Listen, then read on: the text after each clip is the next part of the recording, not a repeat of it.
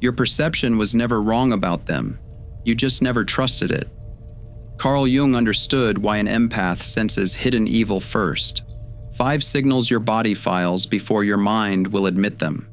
The instrument that warns you has never once kept you safe. You felt the cold the day you met them. You were called jealous, paranoid, too sensitive, so you buried the warning to keep the peace. By the end, you will understand exactly why you let them.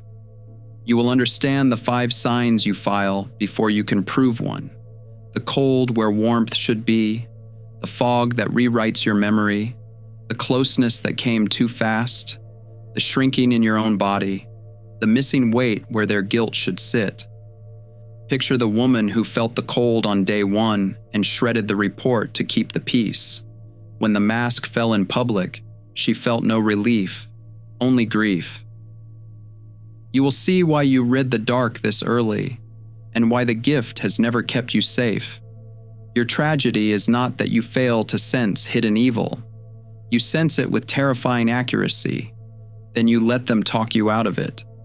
You already know this faculty. You have walked into a house and known, before a single word was spoken, that 2 people in it had just been fighting. You have read one short text from someone you love and felt the wrongness in it, under the ordinary words before you could explain how. That is not a mood. That is perception via the unconscious, the same quiet sense, running underneath everything, all the time. So here is the map, because you deserve to see the whole descent before we begin it. First, the 5 signs your body files: the cold, the fog, the closeness, the shrinking, and the missing weight. Then the architecture underneath them, what the predator was actually doing while you were busy doubting yourself. And finally the turn, the one thing Jung understood that changes what the gift is for, and why naming it is the only thing that has ever made it safe to carry. But the cold was only the first signal, and it was not the one that fooled you. Begin with the moment itself, because you have lived it. Someone in the room is in pain. They are crying, or shaking, or telling a story that should cost the listener something. And you watch the person beside them respond. The words are flawless. The posture is correct. The hand lands on the shoulder at the right second, with the right pressure. Anyone filming it would see compassion. But you feel the vacuum underneath it, a terrible, freezing hollow where the feeling should be. You are watching a flawless performance of concern wrapped around absolutely nothing, and the nothing is what your body reports first. Jung gave us the language for what you are reading. He called the social face the persona. Through the persona, he wrote, a man tries to appear as this or that, but the danger is that he becomes identical with it. The persona is not evil in itself. Everyone wears one. It is the smooth surface we present so the world can handle us without touching the raw thing underneath. But in some people, the persona is not a surface over a depth. It is a surface over a hole. The mask is fused so completely that there is no longer a person behind it paying an inner cost. They have become the performance. And here is what makes you different in that room. Your feeling function, the part of the psyche that evaluates the worth and authenticity of what is in front of you, is hyper-developed. While the others are reading the words and the gestures, you are reading the missing note, the one frequency the performance cannot fake. You hear the silence where the music of an actual human response should be playing. This is what you felt the first time you met them. Picture her. She is at a gathering. 30% of the way into a story she does not yet know she is inside. Someone introduces her to the person everyone adores. The handshake comes, and the cold arrives with it, instant and total, before a single sentence has been exchanged. She says nothing. Of course she says nothing. The whole room is laughing and charmed, and she has no evidence, only a temperature. To name it would make her the strange one. So she smiles back and files the feeling somewhere she can pretend she did not file it.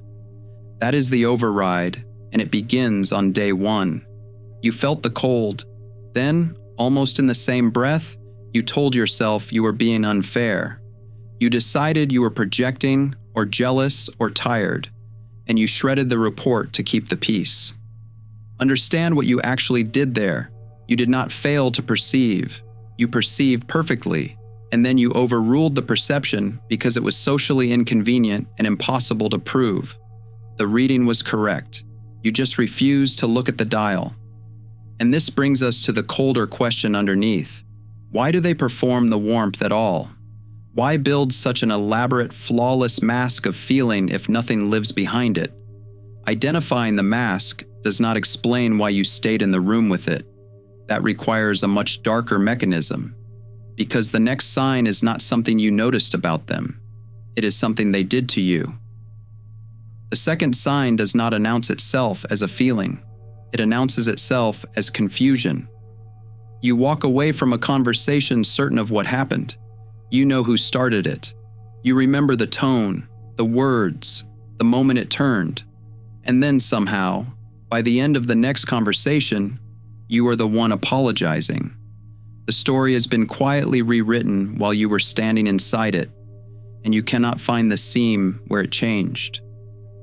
This is the fog, and it is not an accident. It is engineering. Watch the mechanism. There is a contradiction between what the person says and the felt energy behind it, and the contradiction is aimed directly at your clearest faculty. They say the warm thing in a cold voice. They apologize with a threat folded inside it. They tell you nothing is wrong while everything in the room tightens. Your feeling function registers the mismatch immediately, the way it always has. But now, every time it reports, the report is contradicted out loud by a calm, reasonable person insisting you have it backwards. There is an old image for this. The same hand sets the fire and then arrives, breathless and concerned, to help you put it out. You are so grateful for the firefighter that you never quite let yourself notice he smells of smoke. Picture the man everyone calls a saint, warm in every room, first to help, first to smooth things over, and year by year the woman beside him gets quieter. She apologizes more. She remembers less of her own version of events. Everyone at the table adores him. Only she goes home from each evening a little less sure she exists. The fog almost always wears a likable face. That is what makes it so hard to point at. This is where the override stops being something you do to yourself and becomes something done to you. In sign 1, you talked yourself out of the cold. Here, someone else does the talking. The predator targets the one thing that makes you dangerous to them, which is your contact with your own emotional reality. They cannot let you trust your feelings because your feelings are accurate. So they teach you, slowly and patiently, to distrust them. And it works because you are built to give people the benefit of the doubt. You assume good faith. You assume that if your memory and their account disagree, the honest move is to doubt yourself first. That instinct is one of the most beautiful things about you. It is also the exact lever they pull. You found yourself apologizing for a fight you did not start, unsure of your own account of an evening you lived through with your own eyes. You called it a misunderstanding. You called it your anxiety. You called it anything except what it was, which was a systematic assault on your ability to trust your own perception. There is a precise psychological reason you stopped trusting your memory. Jung understood that the feeling-toned reality, the emotional truth of a situation, is a kind of knowledge. When that knowledge is attacked long enough, you stop consulting it. You outsource your sense of what is real to the very person distorting it. But the confusion was never the goal. The fog is preparation. You cannot be merged with someone while your boundaries are intact and your perception is sharp. So first the perception is softened, and then they pivot to their most effective weapon, which arrives wearing the face of intimacy. The third sign felt, at the time, like the best thing that had ever happened to you. It was the closeness, the instant, intoxicating sense of being completely known. Within days or weeks, you were telling them things you had never told anyone. They seemed to understand you at a depth that took other people years to reach, if they reached it at all. It felt like recognition. It felt like finally being met. And years later, you realized something that did not make sense. You never actually knew them at all. You had poured your entire interior into the connection. And when you look back for theirs, there was almost nothing there. A few stories that did not quite hold together. A history that stayed conveniently vague. You had merged with a silhouette. Jung had a term for this kind of dissolving. Participation mystique. A primitive state of identity in mutual unconsciousness, where the boundary between yourself and another person simply collapses, and you can no longer tell where you end and they begin. In an ordinary healthy bond, that merging happens slowly, over years, earned in both directions. But the empath is unusually permeable. Your boundaries are thin by design, because feeling into others is the whole architecture of your gift. You merge easily, you merge generously, and a predator reads that permeability the way a thief reads an unlocked door. So they engineer the merging before any trust has actually been earned. They mirror you back to yourself at high speed. They become, in a matter of days, the person who understands you most in the world. And because the closeness feels so total, you never stop to notice that all of it is flowing in one direction. You are merging with them. They are studying you. This is why weaponized charm works fastest on the most caring person in the room. The very openness that makes you capable of deep love is the surface the manipulation slides across without friction. The wall that would have slowed them down in someone else was never built in you.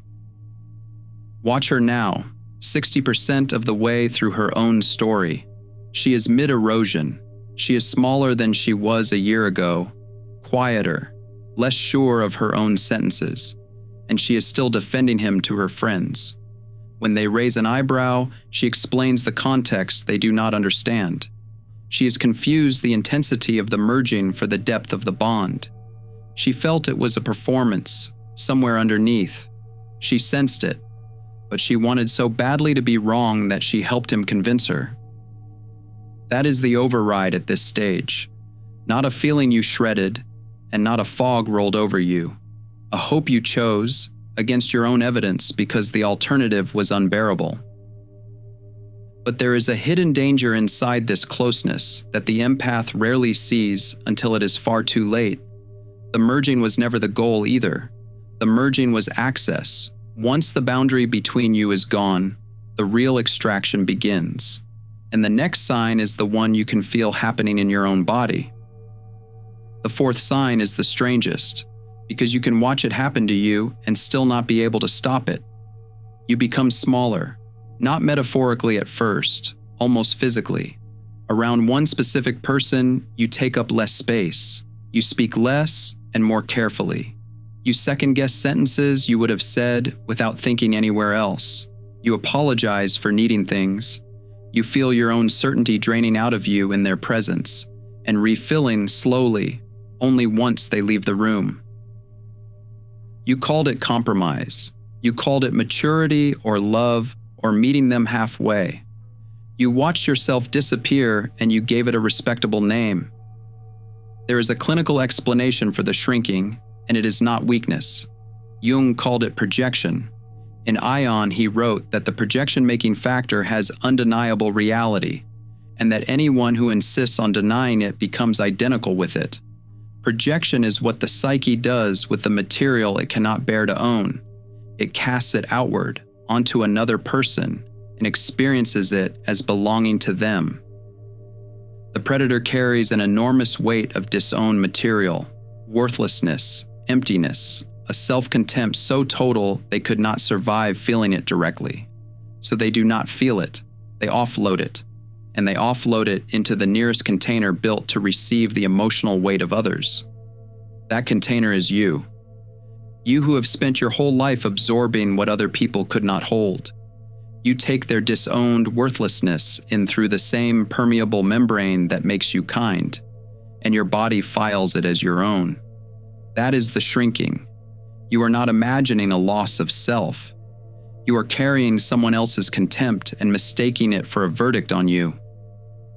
If you are sitting very still right now, recognizing yourself in this, stop for 1 second and do something with it. Name it below. Not their name, the feeling, the room you got quieter in, the version of yourself you watched shrink and then called it love. Say it the way you never could while it was happening. Not for me, for the next person scrolling, the one who is convinced this only ever happened to them. The thing you could never make anyone in your life understand is the thing thousands of people are nodding at right now, watching this alone. Read a few of theirs before you go on. You will see how many of us were sitting in the same chair. They are not simply draining your energy. People say that, and it is too small. They are unloading something far heavier than energy. They are using you as the place to put everything about themselves they refuse to look at. And you are quietly agreeing to hold it because holding what others cannot is the oldest reflex you have. And here is the cruelty of it. The better you are at empathy, the more efficiently the transfer works. The gift is the mechanism of the harm. The same openness that lets you feel a stranger's grief from across a room lets a predator pour his self-hatred into you and walk away lighter, while you wake up heavier every morning and cannot say why. You watched yourself shrink frame by frame at the same table, and you called it compromise. But this brings us to the coldest, most absolute signal of them all, because everything so far has been about what they put into you. The last sign is about what was never in them to begin with. The fifth sign is the coldest read your perception ever takes, and it is the one that finally made you believe yourself far too late. You waited for the apology. For years, maybe. You constructed elaborate explanations for why it had not come. They were proud. They were wounded. They were protecting themselves. You assumed the remorse was there, buried under defenses, and that one day it would surface and everything would finally make sense. And then one day you felt the truth, all at once, in your body, before your mind would say it. There was no remorse buried anywhere. There was nothing to surface, where the guilt should have been, where in any other person you would have sensed the weight of a thing done wrong pressing down. There was simply a vacuum, a clean, silent absence, not suppressed guilt, missing guilt. Jung named this without flinching. Where love rules, he wrote, there is no will to power. And where power predominates, love is lacking. You had mistaken a dynamic of power for a dynamic of connection. The whole time you were offering love and waiting for it to be returned.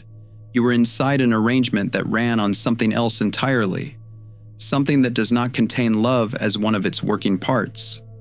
In some people, the moral feeling function, the inner organ that registers the cost of harming another person, is split off or simply absent. They do not pay the internal tax that the rest of us pay automatically. They cause harm and feel nothing, because the part that would feel it was never wired in or was severed so early it left no scar. People describe a particular silence after the confrontation they waited years for. They finally say the whole true thing out loud, the entire wound, and the other person tilts their head, mildly curious, the way you might glance at a stranger's weather through a window. No flinch, no flush of shame, just a polite waiting for the moment to pass. That tilt of the head is the vacuum, and once you have seen it on a face, you never unsee it. This is the absolute evil Jung warned was a different order of experience. He wrote that a man can recognize the relative evil of his own nature, but that it is a rare and shattering thing to gaze into the face of absolute evil. The relative evil, the ordinary human darkness, has guilt attached to it. It ripples. What you felt, the thing that froze you, was a darkness with no ripple. A stone dropped into still water that simply disappears, leaving the surface untouched. When you finally felt the nothing where their guilt should sit, you stopped doubting yourself. The instrument had been right since the first handshake. The cold on day one was this. It was always this. Your body knew before you had any words that you were standing in front of an absence. But noticing the complete absence of guilt forces a terrifying question back onto you. If you knew this early, if you felt the vacuum at the very beginning and again afterward, then why did you stay? Why did you spend years offering your warmth to something that could not warm? And the answer to that question is not in them at all. It is in you. It is in why you can sense the dark so early in the first place. Because if you stay in the role of the one who was deceived, if you make the whole story about their evil and your innocence, you will never look at the one thing that could actually keep you safe. So we have to turn now and look at why your gift was built. So here is the part the comforting version of this story leaves out. Your gift for sensing hidden evil did not arrive as a blessing. It was forged, and it was forged somewhere that should have been safe and was not. You learned to read a room before you had words for what you were reading. You learned to read the whole weather of a room from its doorway, to know from a single footstep in the hall which version of the adult was coming through the door. You were not born hypervigilant. You were made hypervigilant early because your safety depended on predicting a mood you were too small to control. Jung understood how this works in a child. The young are extraordinarily absorbent of the atmosphere around them. A child does not only inherit a parent's words. The child is shaped by the parent's unconscious, by the unlived life and the unfaced darkness in the people who raised them. You grew up tuned to the unspoken because the unspoken was where the danger lived. Your empathy is also a scar. It is the survival skill of a child who had to monitor a volatile adult to stay safe, grown up now and pointed at the whole world. That is the bitter truth at the center of the gift. The faculty that detects darkness in others was built by your own proximity to it. You can read the predator because, very early, you had to. And this is the shadow turn, the part that decides everything. A sense this sharp, left unexamined, does not keep you safe. It does the opposite. Jung knew that the one who can recognize evil is standing closer to it than most. If you do not understand where this faculty came from, it will not protect you. It will calcify into something else. Unintegrated, the gift turns on you in two directions. It becomes projection, and you start to see hidden evil everywhere, in people who are merely ordinary, until your whole world is suspects. Or more cruelly, it draws you. The watchfulness that was forged in proximity to darkness keeps steering you back toward darkness, toward the exact people built to exploit it, because that intensity is the only thing that has ever felt like home. That is why the gift has never once kept you safe. An alarm that is always ringing, or that rings loudest next to the thing it should flee, is not protection. It is the wound, still running the show from underneath.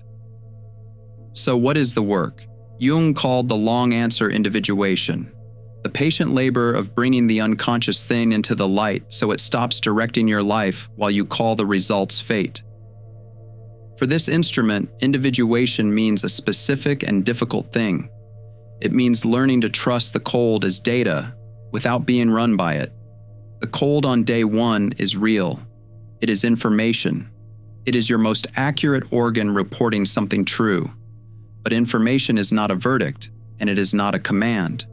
The integrated empath feels the chill, registers it, writes it down, and does not immediately either obey it or override it. You stop shredding the report, and you also stop letting the report drag you toward the fire because the fire is familiar. That is the whole reclamation, not a wall, not the decision to feel nothing, which would only be the predator's own emptiness worn as armor. The instrument stays on. You simply stop letting it be the wounded child at the controls, and you let it become what it was always trying to be, a map. So picture her one last time, 90% of the way through, which is to say at the beginning of the next story instead of the wreckage of the last one. She is at a first meeting, new people, new room, someone charming at the center of it, and the cold arrives, the same cold, instant and certain. This time she does not argue with it. She does not gather evidence or wait for proof or interrogate herself about whether she is being unfair. She simply notices, the way you notice the weather, and a little while later she leaves early, without an explanation, without an accusation, without telling anyone why. She does not need to be believed anymore. That was the old wound talking, the one that needed the room to confirm what her body already knew. She has the instrument back, and she trusts it, and trusting it no longer requires a single other person to agree. So tell me the one that found you, the sign you felt on day one and filed away, the cold, the fog, the closeness that came too fast, the shrinking or the missing weight. Say it plainly below, the way you never could in the room where it happened. Not for me, for the next person scrolling, still certain they were the only one who ever felt it. Read the others while you are there. You will see how many of us filed the same report on the same first day and shredded it for the same reason. So let me end where the honesty has to end. You were never paranoid. You were never too sensitive or jealous or imagining things. You were accurate.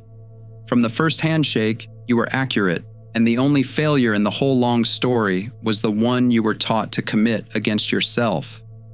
You felt the truth, and then you let calmer voices file it down to nothing, and you carried the loss of that as if it were proof of your own brokenness. It was never brokenness. It was an instrument built young in a hard place, pointed at a world that kept telling you it was a defect. Put that verdict down. The cold was real. It was always real. And the gift that has never kept you safe was never broken either. It was only ever waiting for you to stop handing the controls to the frightened child who first switched it on, and let it become the thing it was always trying to be. Not a wall, not a wound, a map. Empaths aren't broken. They're alchemists in progress. The Alchemist's Path gives you drills, Jung-based boundaries, and 3 exclusive chapter videos to turn overwhelm into clarity. By Surreal Mind, 236-page downloadable ebook in stock. Begin now at thesurrealmind.com.